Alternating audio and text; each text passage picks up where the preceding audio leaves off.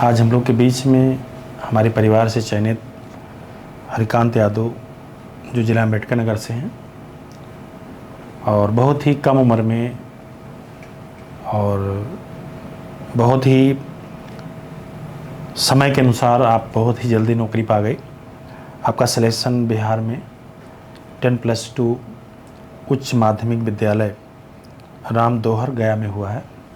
आपने ये 2021 में परीक्षा दी, उसके बाद दोबारा आपका भर्ती लगा बिहार में, इसमें सिलेक्शन हो गया आपके। आपने BEd, MA, TET, BPSC state परीक्षा उत्तीर्ण की है दोनों में, लेकिन आपका सिलेक्शन 10+2 लेक्चरर में हुआ है। क्योंकि वहाँ 10+2 कहते हैं, हमारे उत्तर प्रदेश में लेक्चरर बोलते हैं। और पिता का नाम श्री राजाराम यादव और आप जो है वाजिदपुर सत्ती हाथी पार्क के सामने जलालपुर, जिला अम्बेडकर नगर से हैं। और ये आपकी जो सफलता मिली है मेरे अनुसार तो बहुत ही कम उम्र में आपको मिल गई। और आप सुबह 10 से 12 बैच में ऑफलाइन में पढ़ा करते थे और हमारे लिए बड़ी खुशी की बात है कि आपने इतने कम समय में और सिलेक्शन हो गया आपका। फिर परिवार में बहुत बड़ी खुशी मिली और आप नौकरी करते हुए 2-4 महीना में काम भी किए वहाँ पे और छुट्टियाँ नहीं मिल रही थी। जैसे भी आपको अवकाश मिले आप हम लोग से जुड़े और आज हम लोग के बीच में है और अपना अनुभव बताएंगे हरिकांत जी। और आपको कैसा महसूस हो रहा है सिलेक्शन, ये सब बताएंगे आप। सर्वप्रथम आदरणीय गुरु जी को सर्वप्रथम प्रणाम करते हैं। इस हमारी सफलता का श्रेय गुरु जी का बहुत ज़्यादा रहा। हम इस निरंतर परिवार में सन 2017 से जुड़े रहें और रेगुलर होके हम पढ़ते रहें। सर के कोचिंग में हम आते थे, जो भी पढ़ाया जाता था उसको नोट करते थे। उसके बाद रूम पे जा कर के अपना सब रिवीजन अच्छे से करते थे। जितना भी टेस्ट पेपर होता था, जो क्वेश्चन हमारा गलत हो जाता था उसको हम अलग कॉपी में नोट कर लेते थे, फिर उसको रात में उसको दोहराते रहते थे। और जो टेस्ट होते रहते थे हमारे, उसमें हमारा कोई भी ऐसा टेस्ट नहीं रहता था जो छूटता था। रेगुलरिटी हमेशा बनाए रहते थे। और गुरुजी का नोट्स और सर जो पढ़ाते हैं, क्वेश्चन जो पूछते हैं, वो बड़ा फ़ायदेमंद होता है, बहुत अच्छा रहता है, जो हम लोग को काम आता है। ये गुरुजी का नोट्स जितना भी पढ़ाया जाता है, अगर उसके हिसाब से सब लोग पढ़ेंगे तो हमारे हिसाब से टीजीटी, पीजीटी और जो ये नेट जेआरएफ कोई भी है उसमें दिक्कत नहीं होगा। और उसी के साथ बुक भी अपना पढ़ते रहते थे और बिहार में हमारा सर ये सिलेक्शन हो गया है। हरिकांत जी, आज के समय में लोग टाइम टेबल बहुत महत्वपूर्ण है कि कब उठना चाहिए, कब सोना चाहिए, कब पढ़ना चाहिए। यही अव्यवस्था हम लोग की असफल कर देता है जीवन में। तो आपके अनुसार एक प्रतियोगी को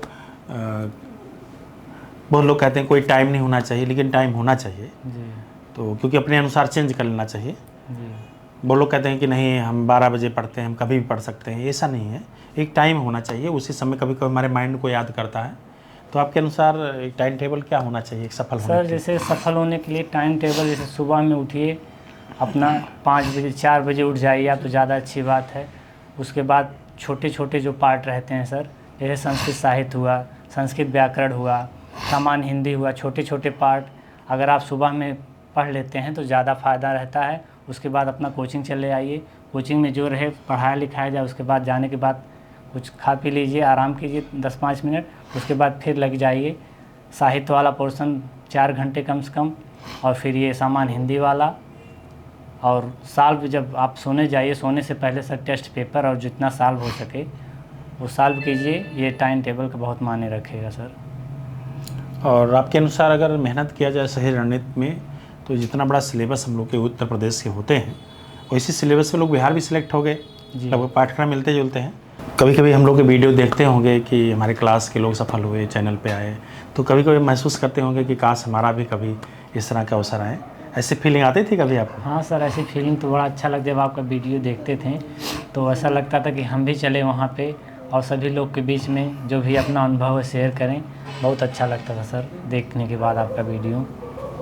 देखिए, बहुत परिश्रम होता है क्योंकि उतने दिनों की मेहनत को हम लोग 2-4-10 मिनट में बताते हैं तो कभी कभी नहीं बोल मिलता है।